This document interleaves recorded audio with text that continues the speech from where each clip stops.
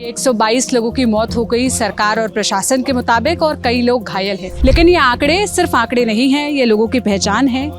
ये किसी छोटे बच्चे की दूध की बोतल है। जो लोग छूट गए, जो लोग यहाँ भगदड़ का शिकार हुए, उनके आधार कार्ड, उनके पहचान पत्र, ये सब पड़े हुए हैं। किसी का टिफ़िन पड़ा है, उसमें एक रोटी अब भी तैर रही है।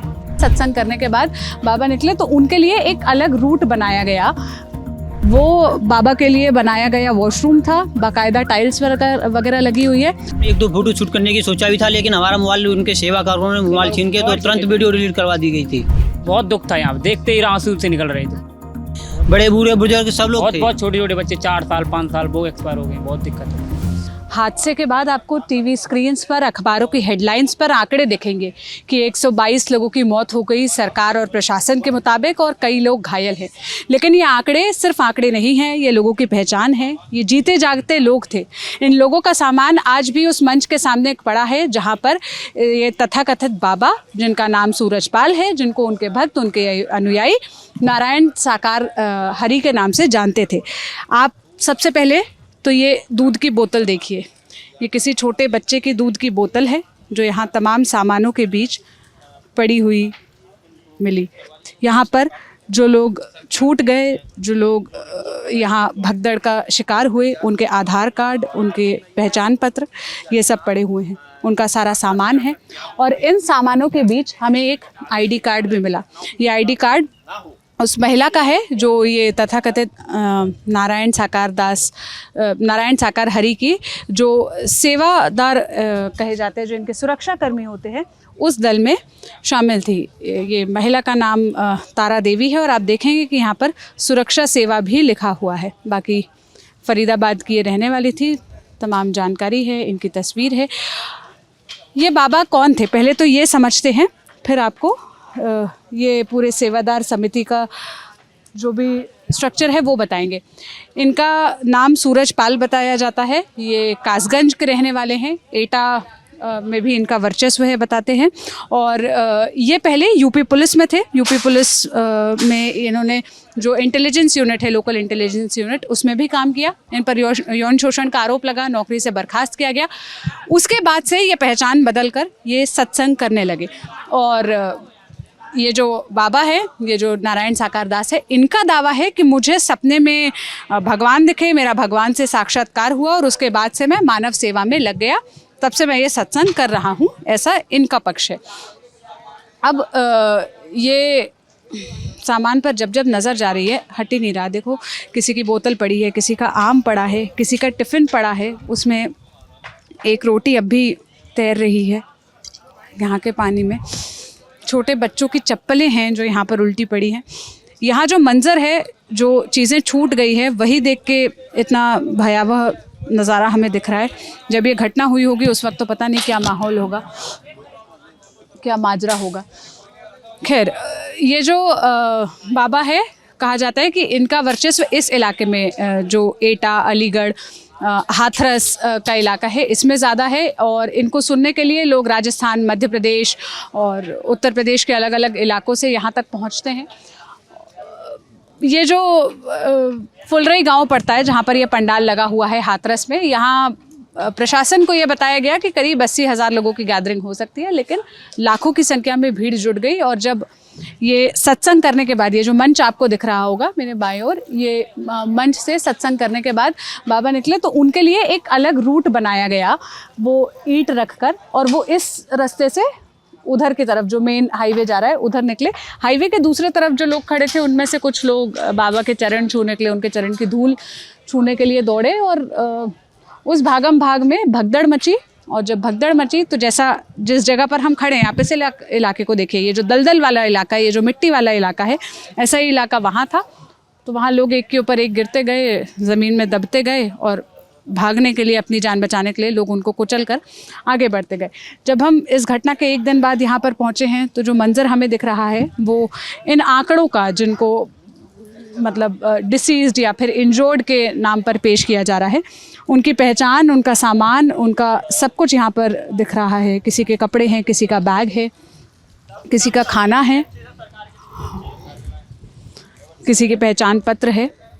और अब ये सब कोई लेने आएगा नहीं आएगा, क्या होगा पता नहीं। ये भी आरोप लगा है, जो एफआईआर दर्ज हुई है उसके मुताबिक, जो ये सेवादार समिति, ये जो बाबा की सुरक्षा समिति जिसको कहा जाता है, उसमें लगे लोगों ने इन जो साक्ष्य है, जो सारे सबूत है, इसको मिटाने की, इसमें छेड़छाड़ करने की कोशिश की, ऐसा एफआईआर में लिखा गया है। एफआईआर में अब तक जो सबसे पहला नाम है वो यहाँ के जो आयोजक प्रभारी है उनका नाम है, हालांकि बाबा का नाम एफआईआर में नहीं है। बाबा कहाँ फरार है या पुलिस की गिरफ्त में है या पुलिस की हिरासत में है, ये सब सवालों का जवाब अभी कोई भी नहीं दे रहा। पुलिस इसका जवाब अब तक दे नहीं रही है, सरकार ने इस पर चुप्पी साध रखी है।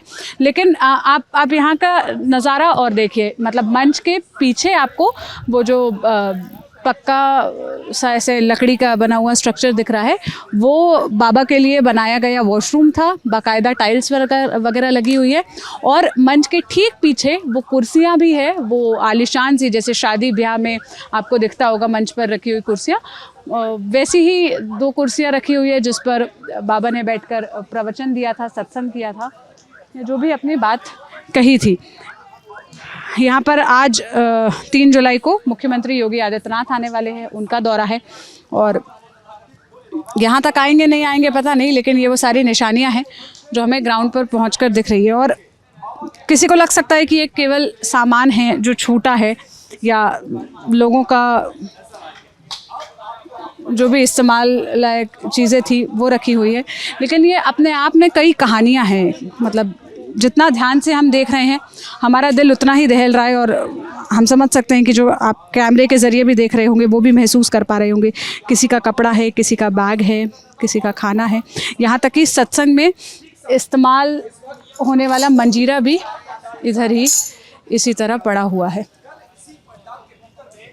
बाल्टी है। और कई यहाँ पर अगर मैं आपको चलकर दिखाऊं तो यहाँ पर कई शादी के कार्ड्स भी पड़े हैं, जो लोग ये नारायण साकार हरि, या जिनको भोले बाबा के नाम से लोग जानते हैं, कहते हैं, पुकारते हैं, वो कार्ड्स पड़े हैं। वो लोग यहाँ निमंत्रण देने के लिए आए थे, तो वो कार्ड्स भी यहाँ पर पड़े हुए हैं।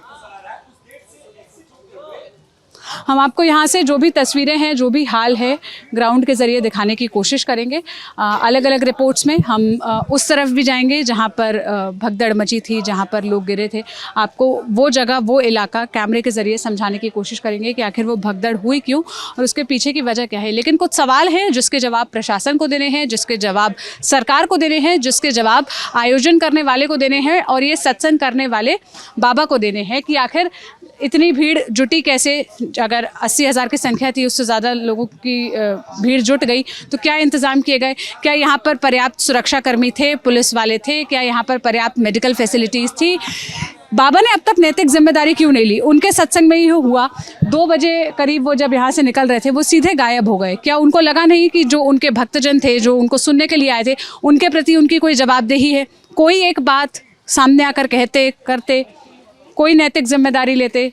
वो सब नदारत दिखा।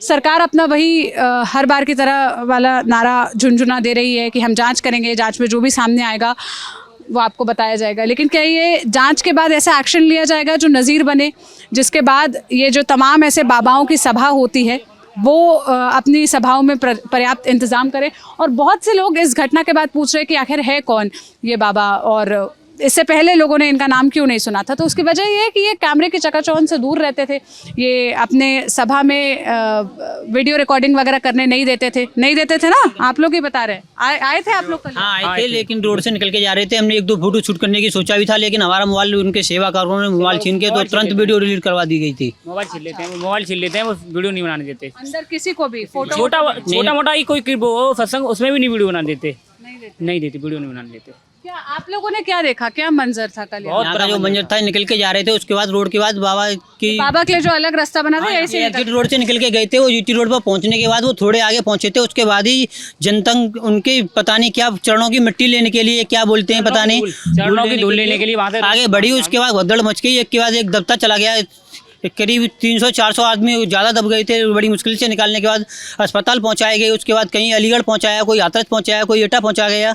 बहुत काफ़ी मंजर ख़राब था, यहाँ देखने लायक मंजर नहीं था। बहुत दुख था यहाँ, देखते ही आंसू से निकल रहे थे। बहुत एम्बुलेंस वगैरह थी? हाँ एम्बुलेंस थी, 2-4 एम्बुलेंस थी, लेकिन ऐसा होता है कि यहाँ प्राइवेट वो सिकंदराव के पास एक अस्पताल में 2 एम्बुलेंस, इतनी व्यवस्था तो हो नहीं जाती। हाल प्राइवेट वाहनों से भी ले गए, कोई टेम्पो में डाल के ले गए, कोई किसी में खच्चर बुग्गी, जहाँ तक आलम है खच्चर बुग्गी में भी डाल के ले जाया गया था उनको। मैक्सो में ले जाया गया। टम्पू होते हैं छोटे वाले, उसमें मैजिक होती हैं, ये टम्पू होते हैं, वो बहुत दिक्कत थी यहाँ पे, बहुत कल।